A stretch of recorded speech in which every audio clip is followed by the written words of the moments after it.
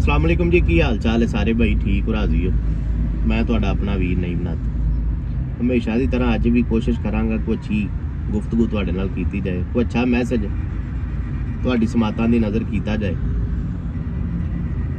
अल्लाह दे नबी सन ना मूसा अलैहिस्सलाम, तो कलीमुल्लाह सन, अल्लाह दी जात नाल हम कलाम हुंदे सन तूर पहाड़ ते जाके। तो उन्हां दी उम्मत च जेड़े भी कोई मसले मसाइल हुंदे सन ना, उन्हां दी उम्मत ने मूसा अलैहिस्सलाम नूं आके अर्जी करनी भी जदों तुसीं अपने अल्लाह नाल हम कलाम होवोगे ना, मेरा भी सवाल पूछा जे, मेरा भी सवाल पूछा जे, मेरा भी सवाल पूछा जे। एक दिन मूसा अलैहिस्सलाम तूर पहाड़ की तरफ जाते सन पै ते एक बंदा मिलिया। उस बंदे आख्या मूसा अलैहिस्सलाम कित्थे चले हो? उन्हें कहा मैं अपने अल्लाह नाल हम कलाम होन चला तूर पहाड़ ते। आख्या अपने अल्लाह नाल मेरी भी एक अर्जी करया जे। मूसा अलैहिस्सलाम ने पूछा भी की आना की चाहना है तू? उन्हें कहा कि अल्लाह की जात ने सेहत तंदुरुस्ती भी दी है, रिज़क भी बड़ा दिता है, ऊंट बकरियां भेडां बड़ा कुछ दिता है, तो मेरे को सांभिया नहीं जाता। अल्लाह नूं कहा जे कि मेरा थोड़ा जिहा रिज़क घटा दे, मैं राजी तेरे ते बड़ा वा, मशकूर बड़ा वा मैं अपने रब दा। उन्हें कहा ठीक है जी, मैं गल करांगा जाके। थोड़ा जाके टुरे ते एक होर बंदा मिलिया, वो मेरे वर्गा को ना शुकरा सी। उन्हें आख्या भी मूसा अलैहिस्सलाम किधर चले? उन्हें आख्या जी मैं तूर पहाड़ ते चला वां। तो उन्हें कहा मेरी भी अपने अल्लाह अगे एक रिक्वेस्ट करया जी। उन्हें कहा की? उन्हें कहा रिक्वेस्ट ये वे भी हालात बड़े खराब ने, एक टाइम की रोटी लभदी, एक टाइम की नहीं लभदी, तो मालक नूं आख्या जे मेरा रिज़क वधा छड़। चलो दोवां दे सवाल मूसा अलैहिस्सलाम दे कोल सन। जदों अपने अल्लाह नाल हम कलाम होए ना तूर पहाड़ ते जा, अपनियां गल्लां बातां करन तो बाद ना अल्लाह दी जात नूं आख्या भी दो बंदे मिले ने।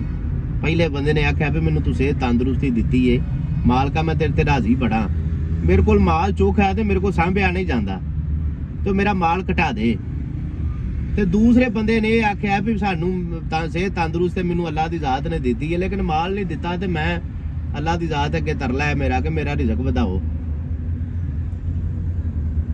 वो मूसा अलैहिस्सलाम नूं अल्लाह की जात ने जवाब दिता कि जेड़ा बंदा मेरा शुक्र गुजार है ना, मैनू सेहत तंदुरुस्ती दी है, जो बंदा जो मैं उन्हें दिता है उहदे ते राजी रहिंदा ना, शुक्र गुजार रहिंदा मेरा,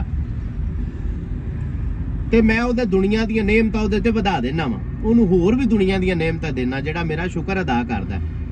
ते जेड़ा मेरा शुक्र अदा नहीं ना करदा, ना शुकरा बंदा हुंदा है, मैं उहदे ते दुनिया दी नेमतां घट कर देना।